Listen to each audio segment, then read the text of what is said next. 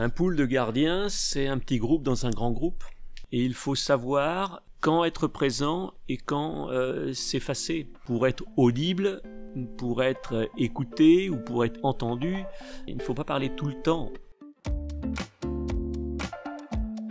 Salut à toutes et à tous, bienvenue dans La Voix des Gardiens, le podcast qui plonge dans leur univers. Vous en avez l'habitude, depuis 2 saisons, mes invités se livrent avec sincérité et bonne humeur sur leur carrière, avec des anecdotes, des confessions et même parfois des conseils. Pour cette saison 3, on va de nouveau se pencher sur le poste, la grande famille des gardiens de but, qu'importe le sport. Un poste à part, diront certains, pour les fous, diront d'autres, mais avant tout indispensable dans une équipe. Et c'est justement pour ça que j'ai voulu interroger les spécialistes du poste. Et si vous découvrez cette série d'entretiens grâce à cet épisode, 2 saisons vous attendent. Pour les réécouter, on se retrouve sur les plateformes d'écoute et sur les réseaux sociaux. Bonne écoute!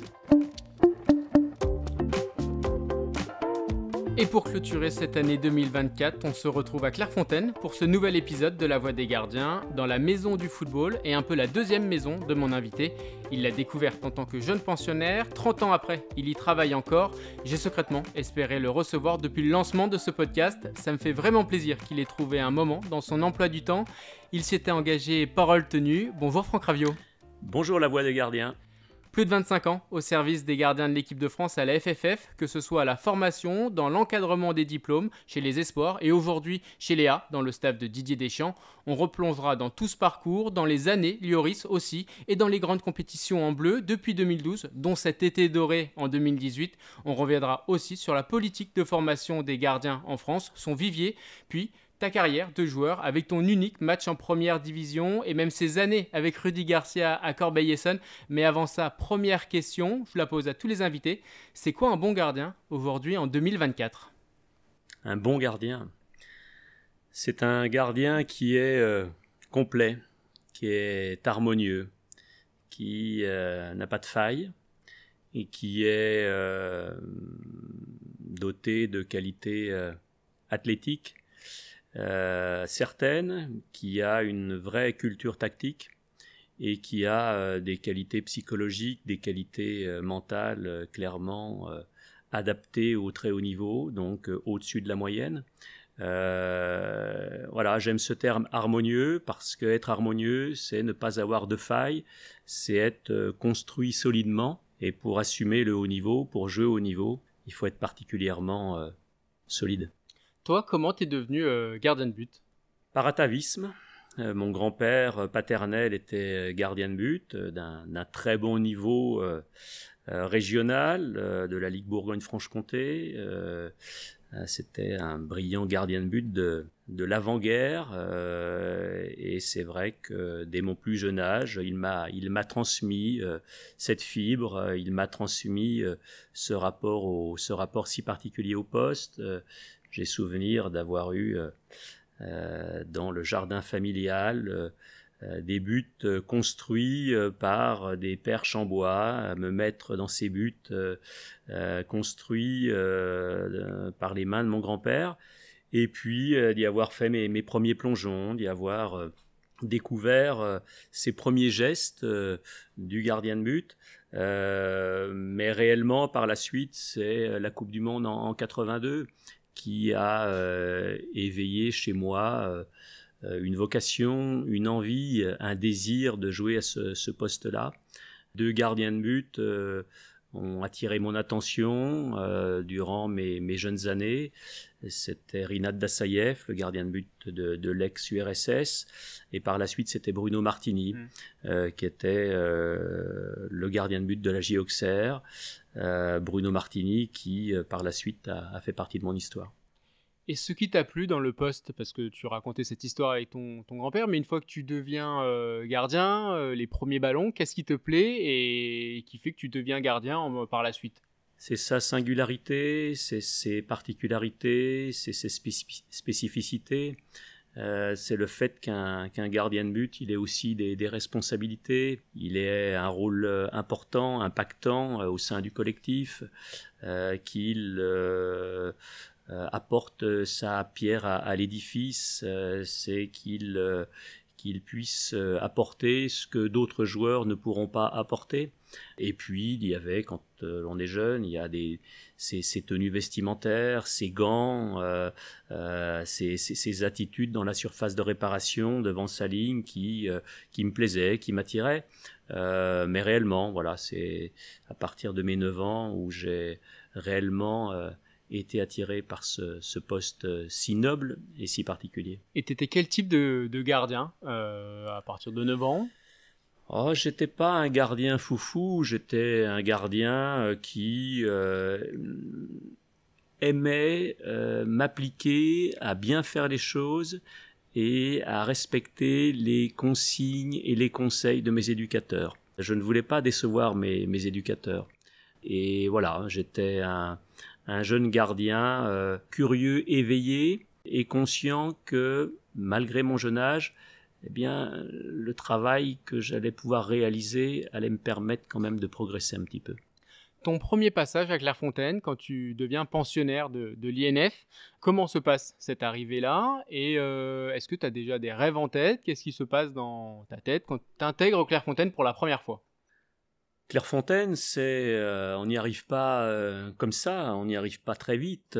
Nous arrivions de nos différents clubs disséminés sur le territoire national, en métropole et aussi dans les dom-toms, après un concours d'entrée régional et après un concours d'entrée national, où nous étions très nombreux, puisque lorsque j'ai passé le concours, il devait y avoir 150 joueurs et environ une trentaine de gardiens qui restaient des candidats potentiels à l'intégration à l'INF. Arriver à Clairefontaine, c'était arriver dans un endroit assez imposant, assez impressionnant, un endroit qui donnait envie, qui faisait rêver, un endroit qui nous permettait ou nous permettrait eh bien d'inscrire nos rêves dans une possible réalité. Et c'était le début d'une histoire particulière, d'une histoire assez magnifique, d'une histoire d'hommes, d'une aventure humaine, et d'une aventure sportive aussi. Après avoir été aidé dès mes plus jeunes années par des éducateurs pour qui j'ai encore aujourd'hui un respect incommensurable. Et là, j'ai croisé des formateurs à qui je dois beaucoup parce que ils ont été mes guides. Et un guide dans une vie, on l'oublie jamais. Et donc, aujourd'hui encore, j'ai contact avec eux. Aujourd'hui encore, je prends de leurs nouvelles. Aujourd'hui encore, je sais que je leur dirai à jamais merci.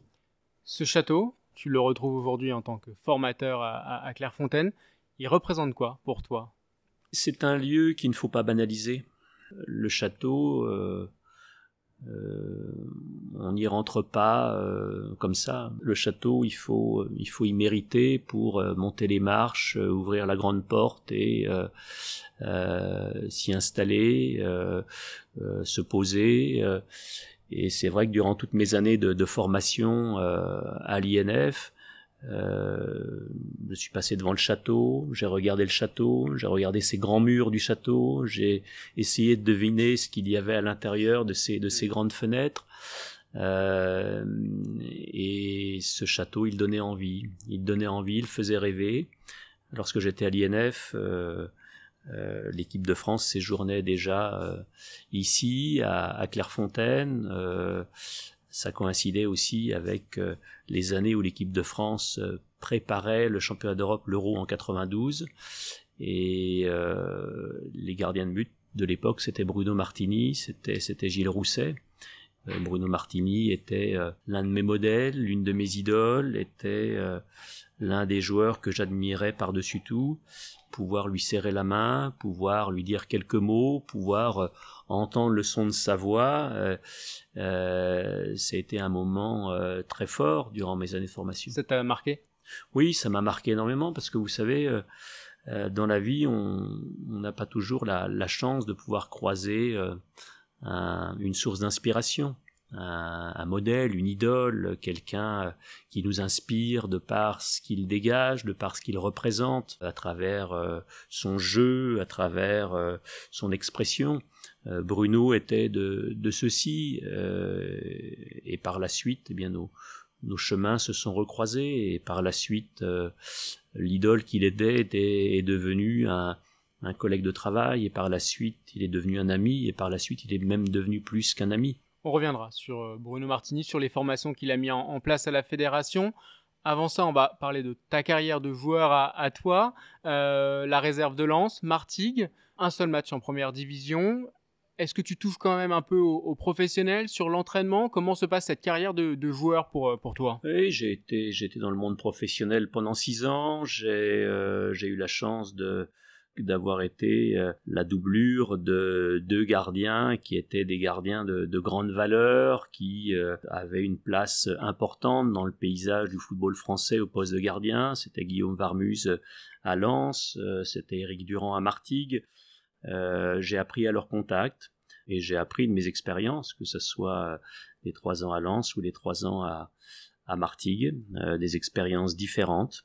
Voilà, le point commun entre les 2 clubs, en tous les cas, ça restera les couleurs sang et or. Et le fait d'avoir peu joué, comment tu vivais cette situation-là personnellement? Mais je ne la vivais pas injustement, parce que c'était des gardiens performants, parce qu'ils étaient inamovibles, parce qu'ils étaient réguliers et constants dans les performances, parce que je ne méritais que d'être une doublure. Alors certes, in fine, une éternelle doublure, parce que les 6 années que j'ai traversées, eh bien, soit il ne se blessait pas, soit il n'était pas expulsé, soit il n'était pas contraint à déclarer forfait.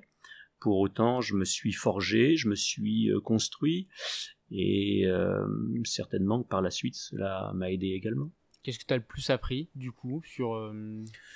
J'ai appris que le haut niveau pouvait être merveilleux, mais impitoyable également. Et j'ai appris que la réussite, il faut aller la chercher, que la persévérance était une réelle qualité, et que des valeurs chevillées au corps, des valeurs fortes, peuvent permettre de rebondir, peuvent permettre de se relever, peuvent permettre de continuer à avancer. Avril 95, tu joues ton unique match en première division, défaite 3-0 au Parc. Oui, tout à fait, oui, contre déjà à l'époque, le grand PSG de l'époque, effectivement, le grand PSG avec de grands joueurs, de grands noms, des internationaux.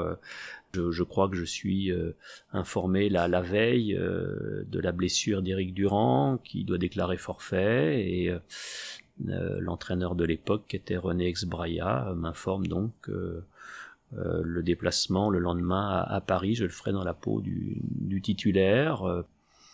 C'est un lieu particulier pour commencer, c'est un stade particulier, c'était l'histoire de 90 minutes ou de 90 minutes un peu plus.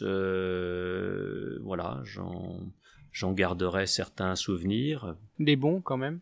Pas que des meilleurs, parce que lorsque l'on prend 3 buts, forcément, c'est pas très agréable. Mais bon, jouer le Paris Saint-Germain au Parc des Princes, c'est un beau début. Tu te souviens de ces 24 heures entre le moment où tu apprends que tu vas jouer et cet avant-match? Est-ce que tu as des souvenirs? Comment ça se passe personnellement?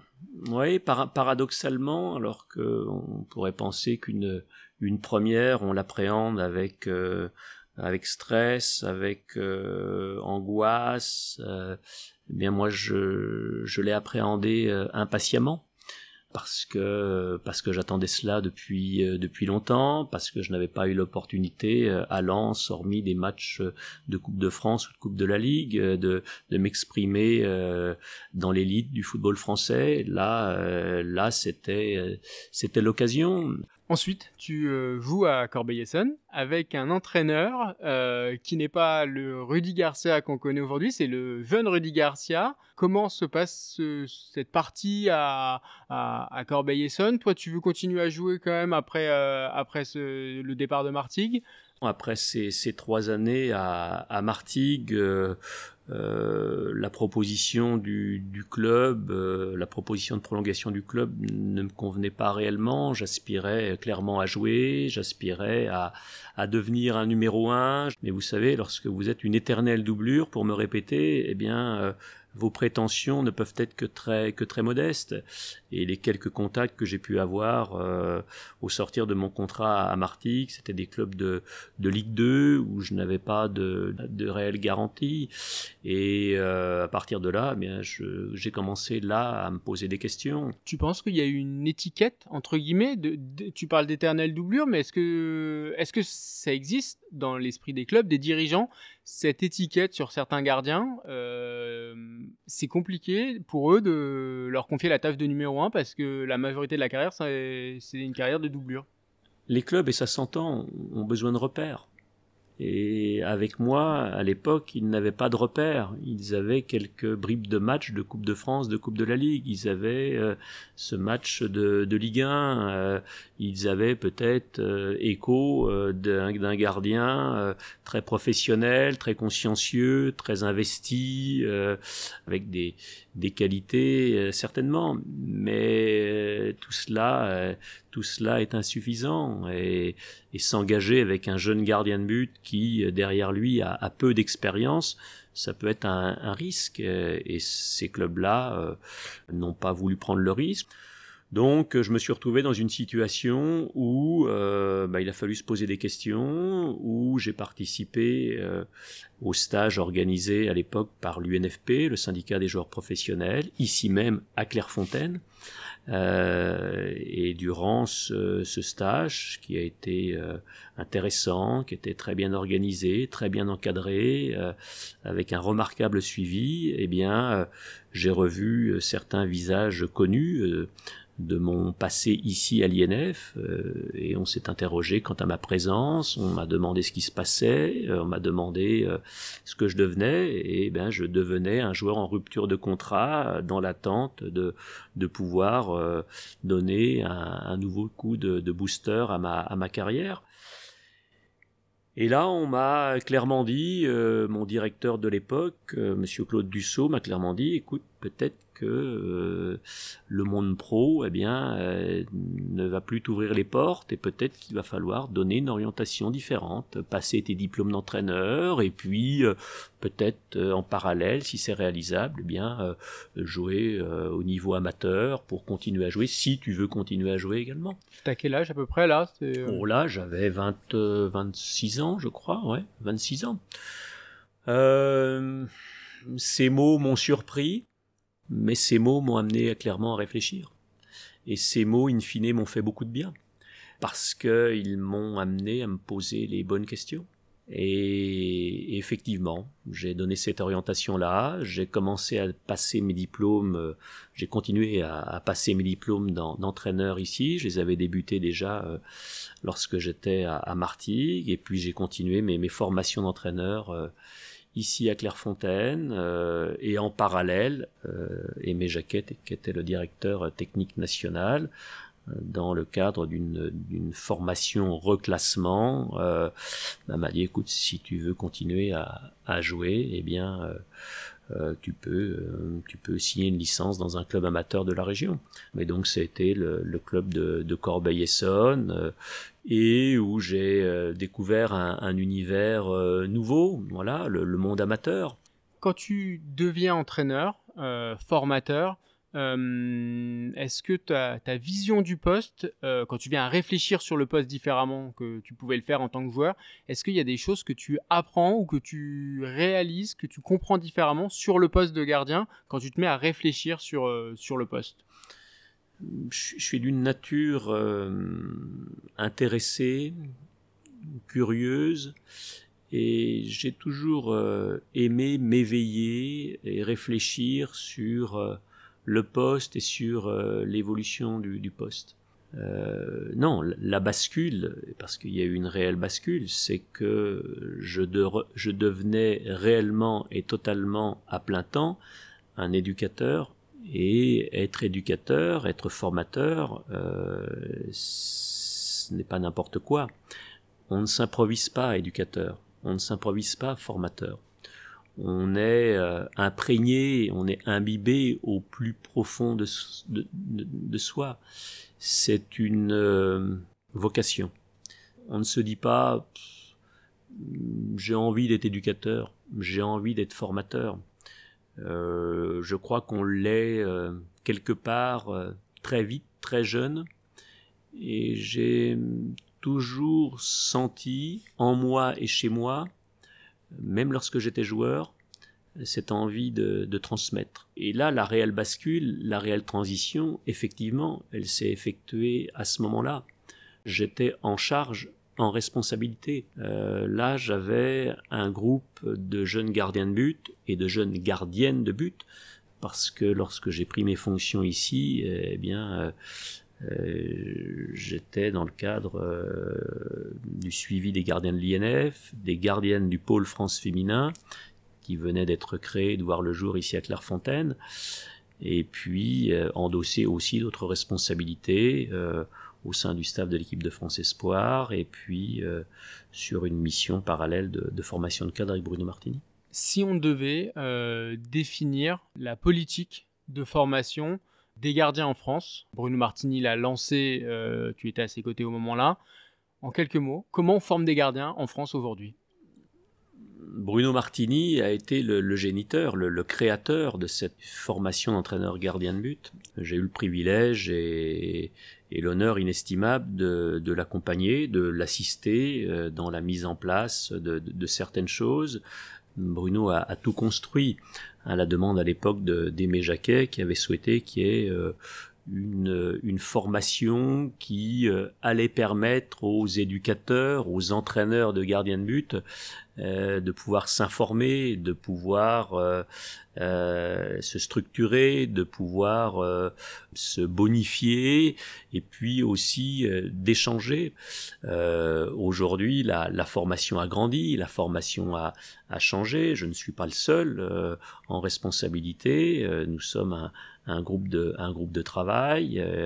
Il y a Laurent Châtrefou qui est également pleinement investi, impliqué. Il y avait Gilles Fouache également qui nous a quittés pour rejoindre les Hervé Renard. Gilles Fouache qui s'occupait des gardiennes féminines de l'équipe de France en plus. Qui s'occupait remarquablement des gardiennes de l'équipe de France féminine et qui a remarquablement œuvré dans sa tâche pendant des années. Donc voilà, il y a ce groupe de travail et qui a fait en sorte, au fil du temps, de répondre au cahier des charges demandé par l'UEFA.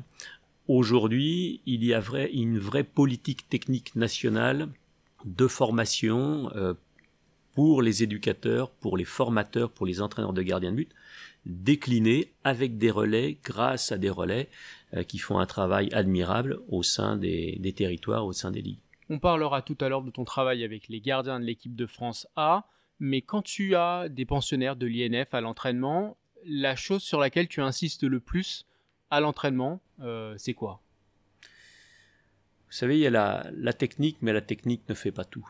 Et je crois qu'il y a une valeur fondamentale qui permet de traverser les frontières, qui permet d'aller à la rencontre des gens, c'est le respect.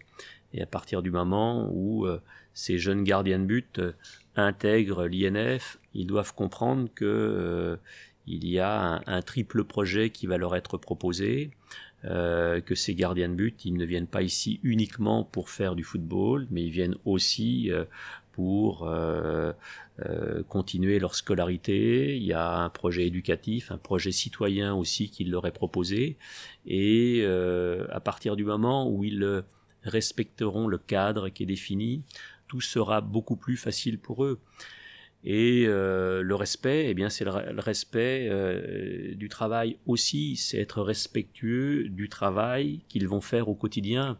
C'est cette volonté de ne pas faire pour faire, mais de faire en ayant la volonté de bien faire, de ne pas être de simples consommateurs, mais d'être acteurs de leur projet.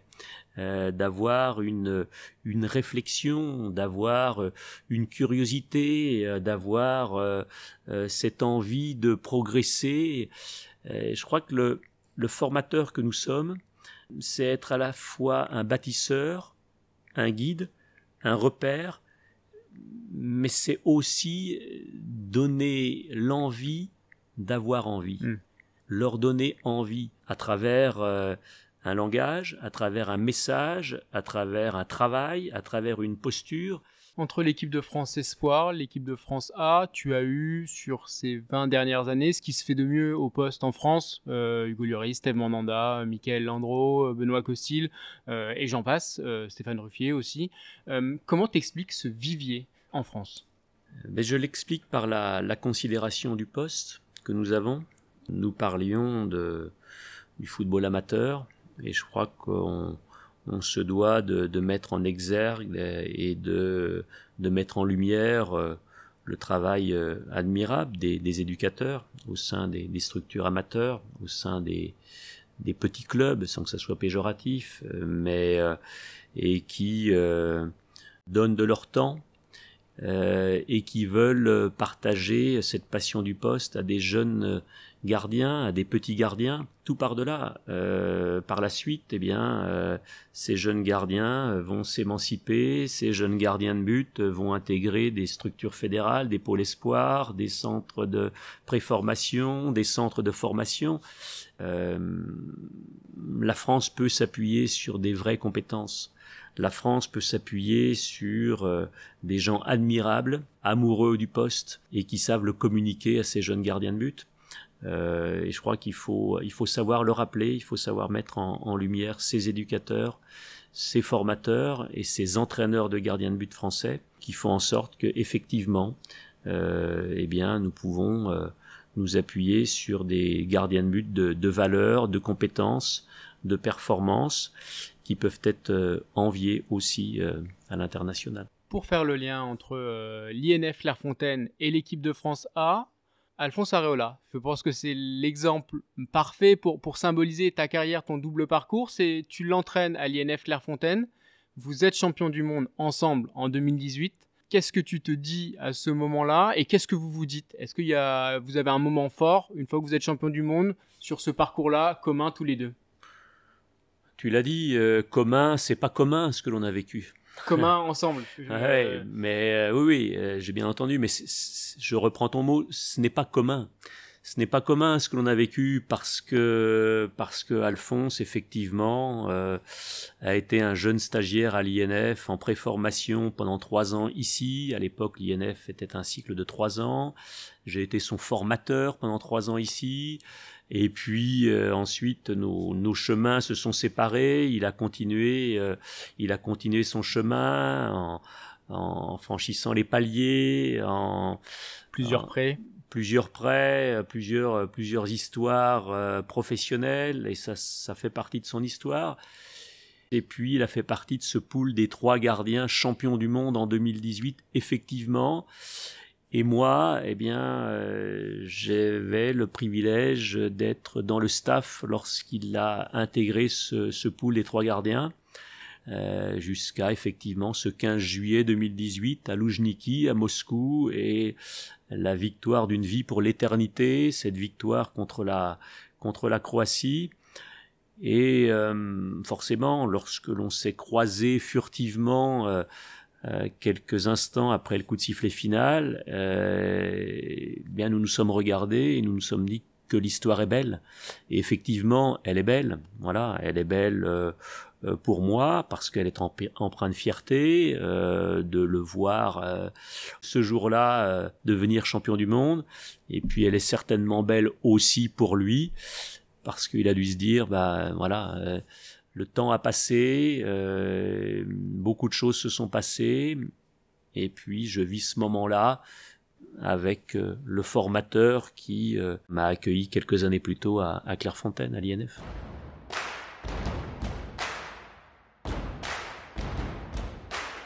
On va parler maintenant de ton intégration au staff de Didier Deschamps en 2010. D'abord avec Laurent Blanc et aujourd'hui avec Didier Deschamps. Avant ça, je vais te poser la question mystère. Je vais laisser une personne te poser la question mystère. C'est une personne que tu connais très bien. Je te laisse écouter, puis après je te laisserai y répondre. Bonjour Franck, j'espère que tu vas bien. On se connaît maintenant depuis plusieurs années. Cela fait 12 ans qu'on travaille ensemble avec l'équipe de France. Et ce n'est pas terminé. On a encore de belles batailles. Je voulais juste te poser la question, Franck. Est-ce que, à l'avenir, dans les années qui viennent, ça t'intéresserait d'être entraîneur des gardiens de but dans un club? Voilà, tu as principalement fait l'entraînement des sélections, de beaucoup de sélections en équipe de France. Maintenant, est-ce que tu as un intérêt pour être entraîneur des gardiens dans un club? Voilà, Franck, à bientôt. Bon, forcément, je reconnais la voix de quelqu'un pour qui j'ai beaucoup d'estime. C'est même plus que de l'estime. C'est Guy Stéphane. Nous avons partagé tellement d'aventures humaines et sportives ensemble. Nous avons partagé tellement de moments forts, très très forts. Beaucoup de victoires, quelques défaites aussi. Beaucoup de compétitions, beaucoup de Coupes du Monde et d'Euros. Et bien pour répondre à Guy, je dirais que nul ne sait ce qui adviendra demain. Ce que je sais en tous les cas, c'est que je suis très privilégié et très honoré de vivre et d'avoir vécu ce que j'ai vécu. Je suis très attaché, effectivement, à l'institution fédérale. Je lui dois énormément. Je sais ô combien elle m'a apporté en tout point. Je suis pleinement épanoui. Je suis très très heureux. Très heureux parce que l'équipe de France aujourd'hui me permet de vivre le très très haut niveau.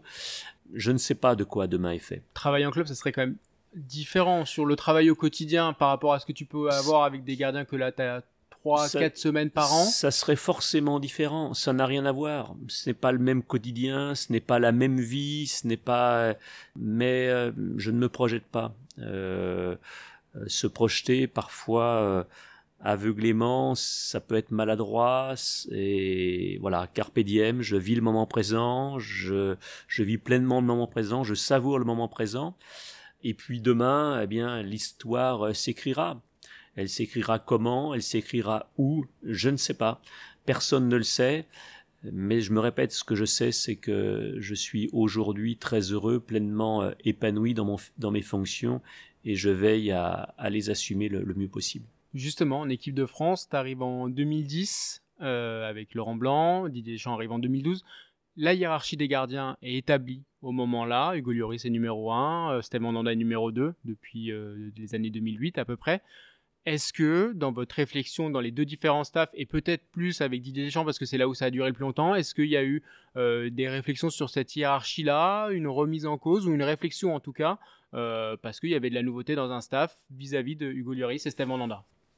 Ce qu'il faut dire clairement, c'est qu'à partir du moment où la hiérarchie est clairement établie, clairement présentée, eh bien, ça amène beaucoup de clarté, beaucoup de sérénité, beaucoup de quiétude pour tout le monde. Et je pense que la transparence, elle renforce aussi la confiance entre les hommes. Et ça a toujours été le cas. Tout le monde a toujours su quel était son devoir, sa mission, sa situation et sa fonction. Et c'est ce qui nous a permis, tout à chacun, les gardiens également, de bien vivre nos aventures ensemble, en ayant la possibilité tous les jours et jour après jour de se regarder dans les yeux, en totale confiance, et en pouvant créer et développer une complicité forte, voire très très forte. Il ne peut pas y avoir de grande aventure sportive sans grandes relations humaines. Et je pense qu'il faut pleinement veiller à cela parce que derrière les joueurs, derrière ces grands athlètes, derrière ces grands sportifs, derrière ces grands compétiteurs, il y a des hommes. Et les hommes, on se doit de leur parler, on se doit de les écouter et de les respecter. Justement, tu as eu une discussion avec Hugo Lloris qui était numéro 1, mais peut-être même plus Steve Mandanda qui, à ce moment-là, du coup, avec cette clarté-là, comprenait qu'il était numéro 2. Enfin, quelle était ta position vis-à-vis de lui? Et sur ces discussions-là, il y a sur l'explication? L'histoire avec Hugo et avec Steve, elle ne se limite pas à l'équipe de France, puisque Hugo et Steve, nous nous connaissions bien avant, puisqu'ils avaient été internationaux espoirs lorsque j'étais dans le staff des espoirs. Donc ils connaissaient l'entraîneur que j'étais, ils connaissaient l'homme que j'étais, et moi je connaissais l'homme et le joueur qu'ils étaient. À une époque, j'ai trouvé maladroit le fait d'opposer Steve et Hugo, parce qu'entre eux il n'y a jamais eu d'opposition, entre eux il n'y a jamais eu de malentendu, et entre eux il n'y a jamais eu de défi. Ils avaient l'un et l'autre deux statuts très très forts dans les clubs où ils étaient, mais les choses ont été claires, donc il fallait simplement veiller à ce que l'un comme l'autre vivent bien, à ce que l'un comme l'autre apportent leur pierre à l'édifice du collectif. L'expérience de 2018, c'est une expérience qui est très forte, au-delà de la victoire, au-delà du titre de champion du monde. C'est 55 jours partagés, du premier jour de préparation jusqu'à la finale, et c'est surtout une unité très très forte au sein du pool des gardiens. La performance d'Hugo, durant la compétition, elle lui revient pleinement parce qu'il s'est préparé, parce qu'il a travaillé, parce qu'il a mis des choses en place, parce qu'il a été résilient, parce qu'il était constant dans la performance. C'est sa réussite, c'est sa performance. Mais quelque part, c'est aussi celle de Steve et d'Alphonse Areola, qui ont œuvré remarquablement au quotidien pour que Hugo se sente bien, pour que Hugo performe. Et il y a eu une empathie, une bienveillance entre les trois qui est symptomatique et révélatrice de l'état d'esprit de ces garçons, et qui ont un état d'esprit en tout point remarquable, tourné vers le collectif. Et voilà, donc en cela, tout a toujours été très très clair avec Steve, qui fait lui aussi partie de ces grands hommes, et qui lui aussi, le jour où il décidera d'arrêter, eh bien laissera une empreinte indélébile, parce que sa carrière parlera pour lui, et parce ce qu'il a diffusé et ce qu'il a transmis aussi à travers les valeurs humaines et les valeurs de joueurs, eh bien j'espère qu'il pourra les faire partager par la suite. C'est une invitation ? Mais c'est une invitation, oui, parce qu'il le sait, parce que je lui ai déjà dit, parce qu'on en a déjà parlé. Il a tellement apporté, il a tellement donné, il a tellement montré, il a tellement bien fait et très bien fait beaucoup de choses, et que par la suite le poste de gardien aura besoin de lui, les éducateurs auront besoin de son témoignage, des entraîneurs auront besoin de son message. Il est pleinement légitime, il est totalement légitime, et lui, comme Hugo et comme d'autres, eh bien, auront ce devoir de redonner, de redistribuer un petit peu tout ce qu'ils ont reçu durant leur carrière. Tu parlais de 2018, c'est 55 jours de travail en commun. C'est pas forcément toujours le cas sur les stages, sur les rassemblements. Des fois, vous avez que 3-4 séances. Alors moi, la question que j'avais, c'est qu'est-ce que tu travailles avec ces gardiens-là déjà sur 3-4 séances? Parce qu'en plus, techniquement, on est sur ce qui se fait de mieux en France. Donc du coup, quel est ton accompagnement sur ces courts stages, des fois pour les éliminatoires, pour la National League? Comment se passent les séances d'entraînement? Ça va très très vite, ça va extrêmement vite, parce que effectivement, le premier jour du rassemblement, c'est un jour de régénération, de récupération. Les joueurs ont joué la veille ou l'avant-veille avec leurs clubs respectifs, donc il faut veiller à ce qu'ils aient ce temps de régénération, de récupération, de soins.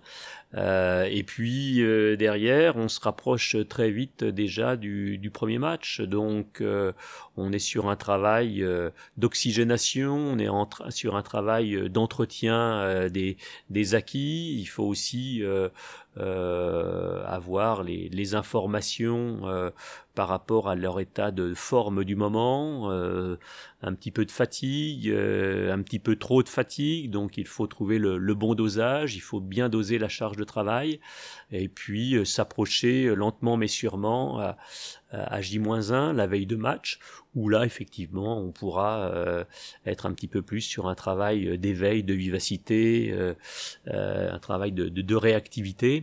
Mais je dirais qu'on n'a pas de temps, on n'a pas de temps entre les matchs pour faire un travail chargé. C'est vraiment un travail très quantifié, très dosé, et comme je le disais en préambule, très individualisé et personnalisé.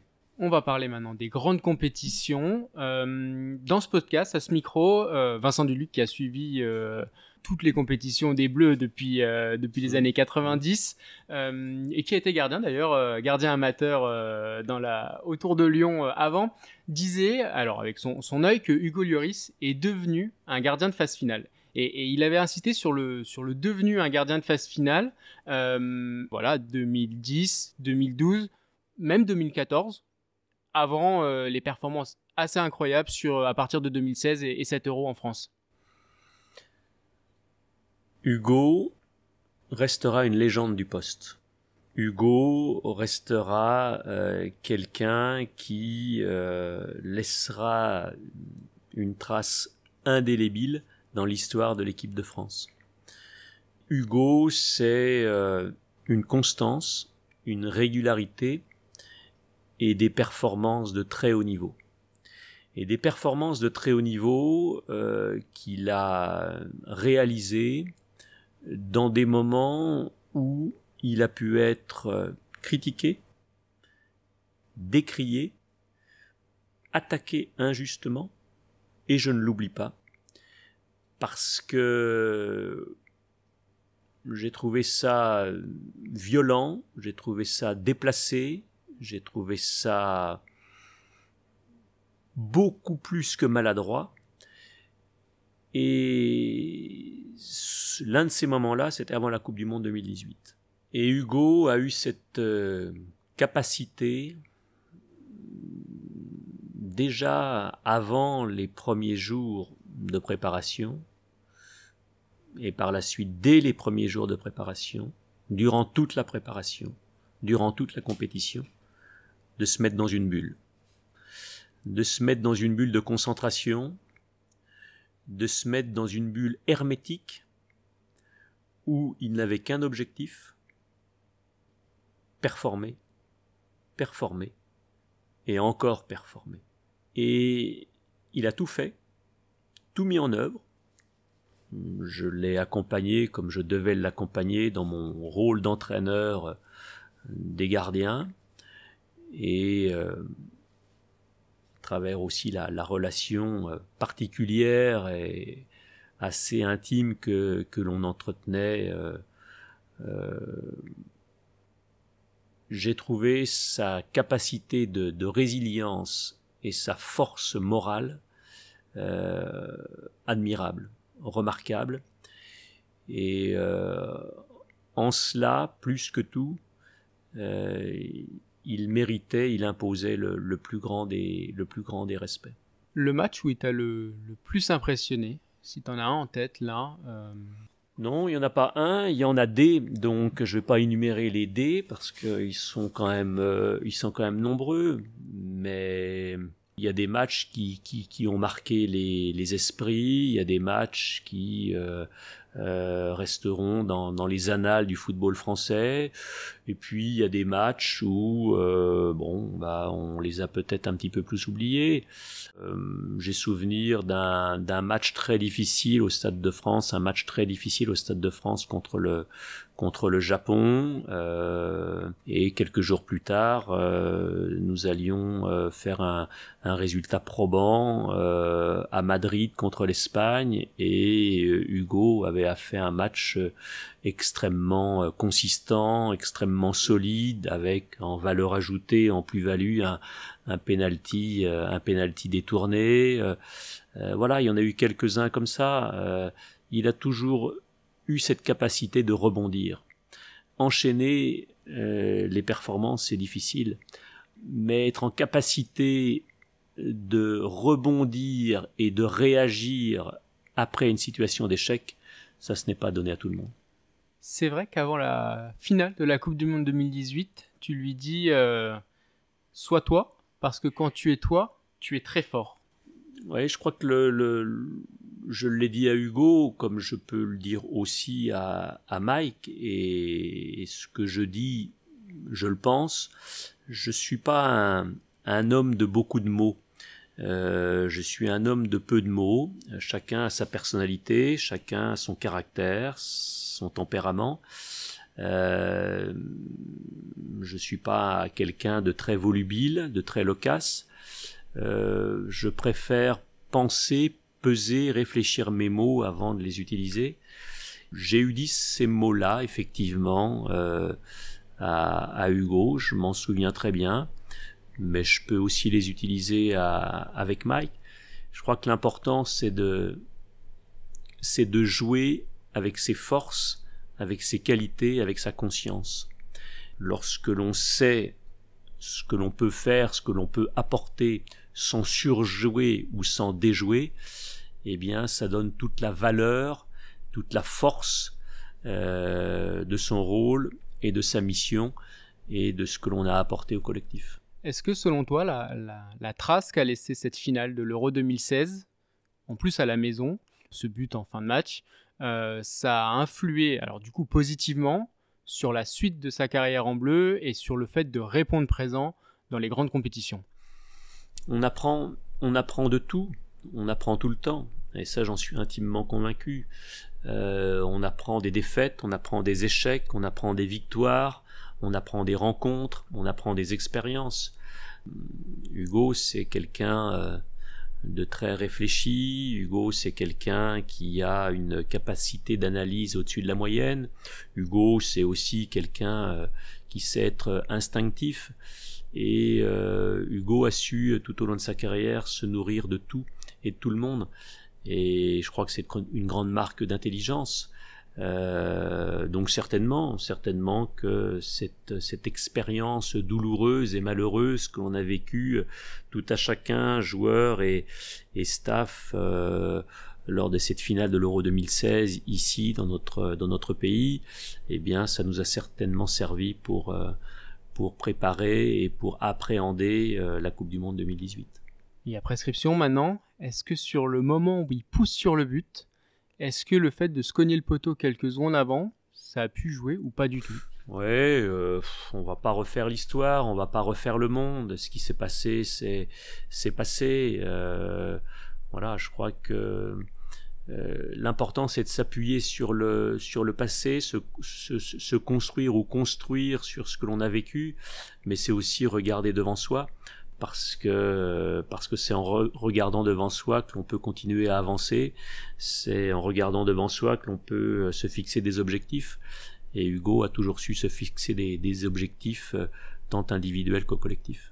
Devant soi, maintenant, en équipe de France, c'est avec Mike Maignan comme numéro 1, Brice Samba, Alphonse Areola et nouvellement Lucas Chevalier. Comment se passe la préparation d'une grande compétition et justement ces 55 jours comme c'était le cas en 2018, mais là par exemple sur un Euro, est-ce qu'il y a des débriefs récurrents que entre gardiens? Est-ce qu'il y a des séances vidéo que entre gardiens? Comment vous... Alors c'est occuper, entre guillemets, ces rassemblements ensemble et ces longs rassemblements? Un pool de gardiens, c'est un petit groupe dans un grand groupe. Un pool de gardiens, c'est une vie à 3 ou à 4, si je m'inclus, mais pas seulement. Parce qu'un gardien de but, il doit vivre avec le collectif, il doit vivre avec les autres, il doit partager du temps avec les autres. Il faut trouver un juste équilibre. Et le juste équilibre, c'est... eh bien, de trouver des temps, de se réserver des temps, effectivement, d'intimité gardien de but, d'échange gardien de but, qui sont pas forcément que des temps sur le terrain, mais qui sont aussi des temps en dehors du terrain, dans un salon de l'hôtel, pour partager un thé, pour partager un café, pour partager une discussion, et puis échanger sur différents sujets, des sujets football, mais pas que, c'est les sujets de la vie aussi. Et puis il y a ce temps où effectivement il est important de se poser seul à seul avec l'un d'eux pour discuter d'un entraînement, pour discuter de quelque chose de très ciblé, de très particulier. En tous les cas, l'entraîneur des gardiens, il a une relation de proximité avec le gardien. Il y a une relation de confiance, je l'ai dit, il a une complicité particulière. Il doit être en éveil permanent. Il doit chercher le meilleur équilibre possible dans la vie de tous les jours, sur le terrain et en dehors. Il doit être le plus présent possible, sans être oppressant. Il faut aussi les laisser vivre leur préparation, les laisser vivre leurs moments entre joueurs, les laisser vivre leurs moments à eux, leur intimité à eux. Et il faut savoir quand être là, quand être présent et quand s'effacer. Pour être audible, pour être écouté ou pour être entendu, il ne faut pas parler tout le temps, il ne faut pas parler constamment. Il faut faire preuve de discernement, de lucidité pour pouvoir être le plus juste possible dans son intervention, dans ses mots. Et je disais tout à l'heure, d'où l'importance de bien connaître les hommes que l'on a en face de soi. La gestion des gardiens dans le groupe France, comment ça se passe? Est-ce que c'est toi qui soumets à Didier Deschamps et c'est lui qui tranche, ou alors c'est lui qui te sonde et toi tu lui donnes ton avis? C'est Didier qui est décideur. C'est Didier qui prend la décision. C'est Didier qui prend l'orientation. Didier, autour de lui, il a des hommes, il a un staff, il a une garde rapprochée, un staff technique. Et le staff technique, eh bien, on lui donne un ressenti, on lui fait part d'une observation, on lui fait part d'une analyse, on lui fait part d'un point de vue. C'est notre rôle, ça doit être notre rôle. In fine, Didier acte et prend sa décision. Et nous, pleinement solidaires avec lui, on se range derrière cette décision. Mais en tous les cas, le rôle d'un entraîneur de gardien, c'est, comme je le disais tout à l'heure, d'être en éveil permanent pour pouvoir donner une information ou des informations qui vont servir au sélectionneur dans l'intérêt du gardien, dans l'intérêt du collectif, dans l'intérêt de l'équipe de France.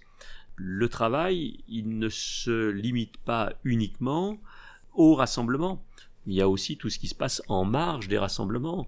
Il y a le suivi des gardiens, il y a le contact avec les entraîneurs spécifiques des clubs, il y a les déplacements pour voir les matchs, mais pas que les matchs, pour voir le début de l'échauffement jusqu'à la fin de l'échauffement, pour observer ce qui se passe juste après le match, pour rencontrer le soir ou le lendemain les gardiens, voir les entraîneurs spécifiques aussi. Quand tu te déplaces, tu t'arrives avant l'échauffement et tu restes sur place pour revoir le gardien le lendemain. Enfin, t'essayes au maximum de... Parce qu'il y a des choses que tu peux pas voir à la télé et que tu vois... Lorsque Didier valide un déplacement, une observation de match, je fais en sorte d'arriver très tôt au stade pour être sûr de voir la sortie du gardien de but à l'échauffement.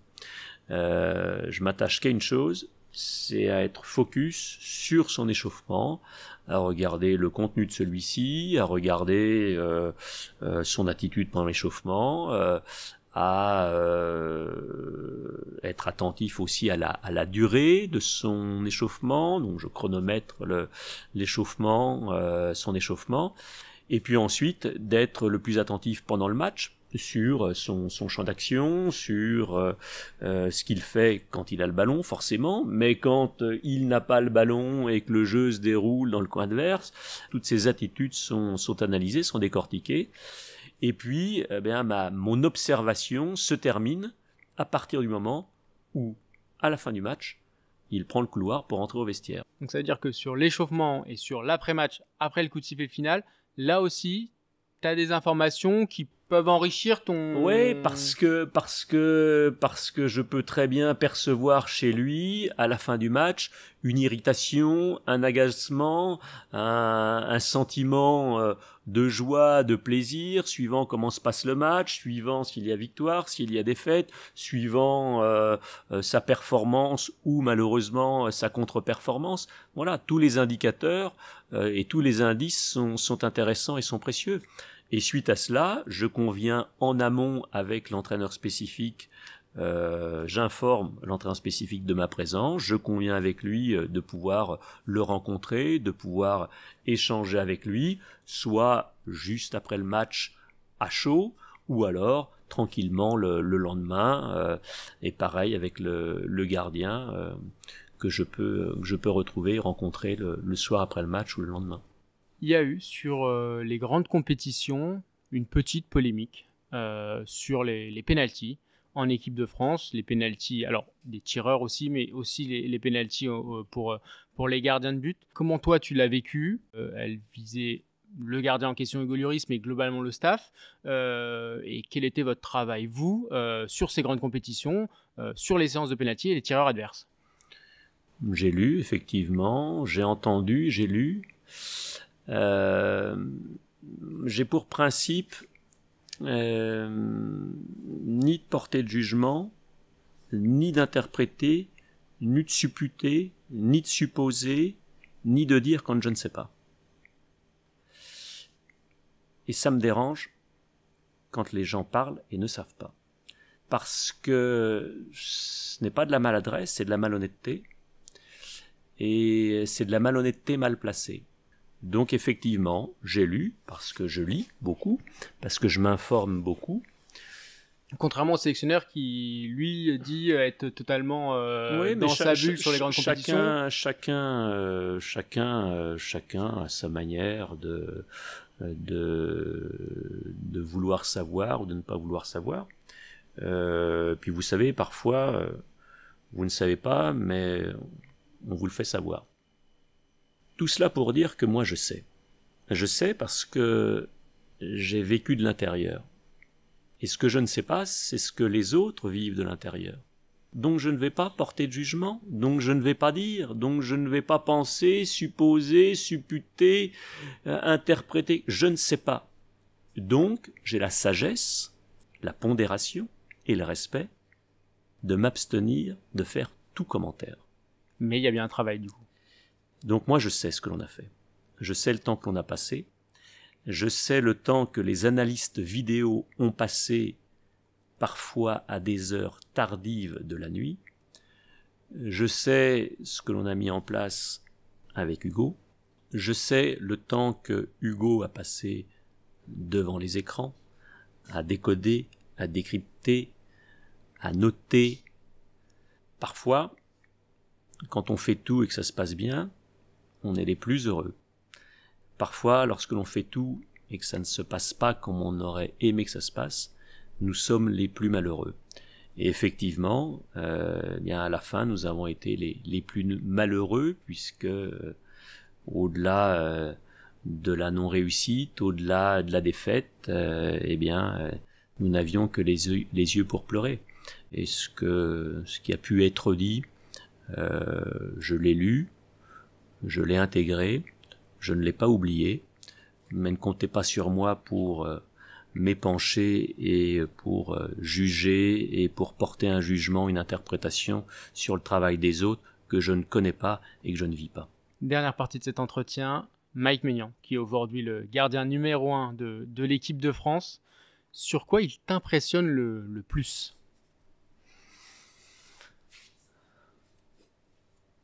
Le plus au pluriel. Ce qu'il fait en tout point remarquable. Et ce qu'il fait aujourd'hui, mais pas seulement aujourd'hui, ce qu'il fait depuis un certain temps. Comme tout à chacun, il était écrit nulle part, lorsqu'il était jeune gardien, qu'il deviendrait professionnel. On ne sait pas. Moi, aujourd'hui formateur, je ne peux pas affirmer que tel ou tel gardien de but dont j'ai la charge ici à l'INF à Clairefontaine sera footballeur professionnel. Je ne le sais pas. Dire que je le sais, ce serait un mensonge, ce serait une ineptie et ce serait un manque de conscience. Donc, jeune gardien, Mike, bien personne ne pouvait savoir quel était son devenir et son avenir. Eh bien, force est de constater que il a mis en place un certain nombre de choses. Il a peut-être changé certaines choses. Il a peut-être corrigé d'autres choses qui lui ont permis d'avoir ce déclic et qui lui ont permis un jour de se retrouver en première ligne avec un statut en étant gardien de but numéro 1 au LOSC, en assumant ce statut, en assumant ses responsabilités, en apportant au collectif son degré de performance, en permettant à son équipe, à son club de gagner un championnat de France, et puis derrière, de faire le grand saut dans une autre culture, avec une autre langue, au sein d'une institution comme le Milan AC. Et il a su assumer. Et puis, il y a eu le retrait d'Hugo Lloris et son installation, si je puis dire, en tant que numéro 1, et là, une fois de plus, il a assumé. Tout cela pour vous dire que c'est un garçon qui est habilité par deux choses très fortes, l'ambition et l'humilité. Et l'ambition et l'humilité ne sont pas incompatibles. L'ambition, c'est de devenir le meilleur possible. Comment? Grâce à quoi? Avec quoi? Et l'humilité, c'est de se dire que la fragilité d'un match, elle est permanente. Et on se doit d'être respectueux des principes et des valeurs inhérentes à une performance.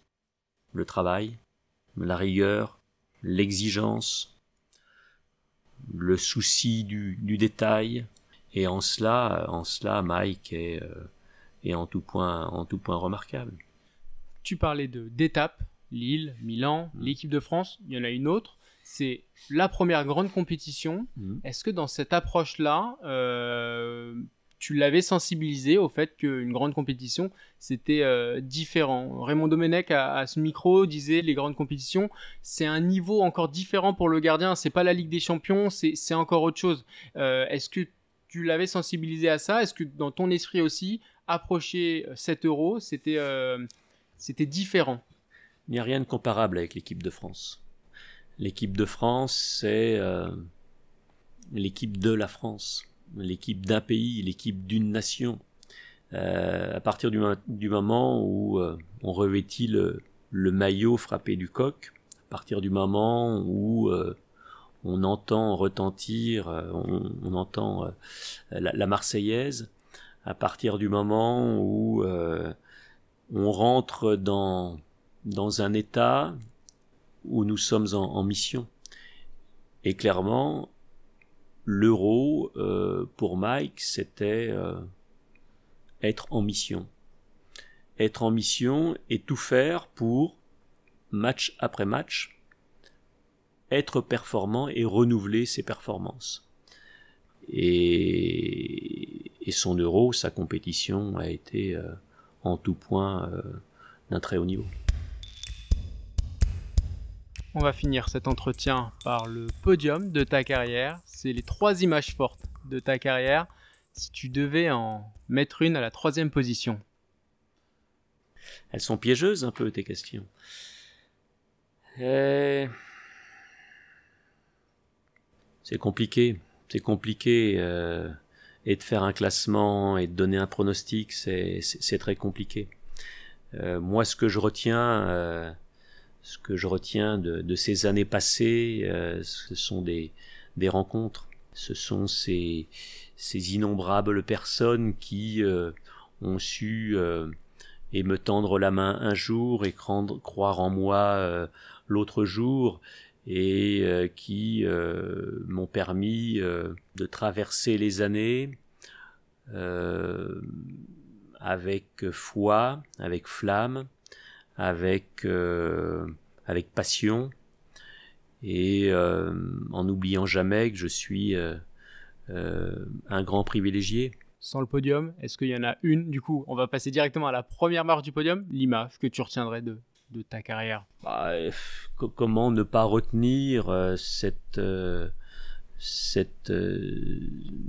victoire d'une vie pour l'éternité, ce jour où le ciel a pleuré de joie sur nous, la pluie était battante à Moscou, à Loujniki, et on a vécu ce que tout sportif espère secrètement vivre un jour, être champion du monde.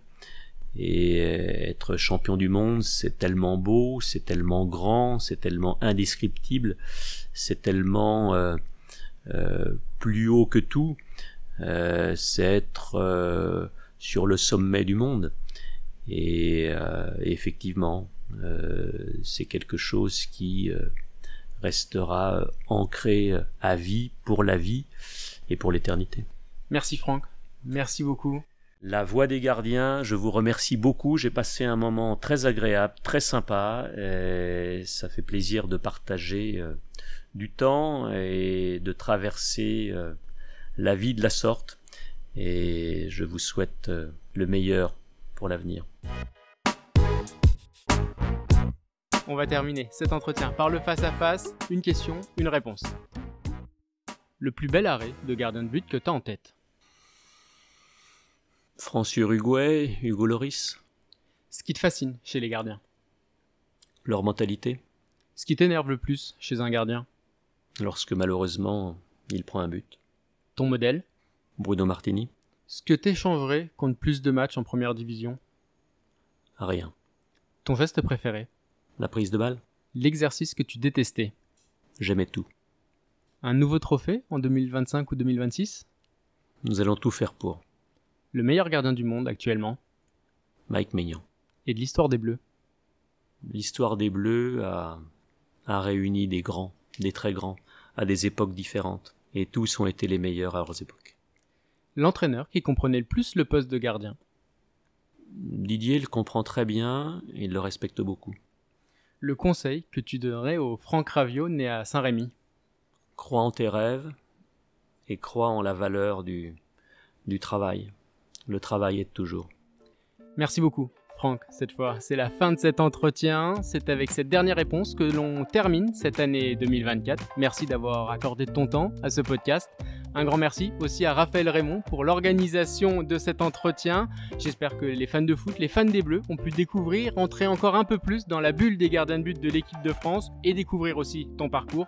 En attendant de vous retrouver courant janvier pour de nouveaux entretiens, pour une nouvelle année ensemble entre gardiens de but et puis peut-être un nouveau titre pour les Bleus. Je vous souhaite à tous de bonnes fêtes de fin d'année et à toi aussi Franck. Je vous souhaite de très belles fêtes de fin d'année. Prenez soin de vous parce que la vie est belle.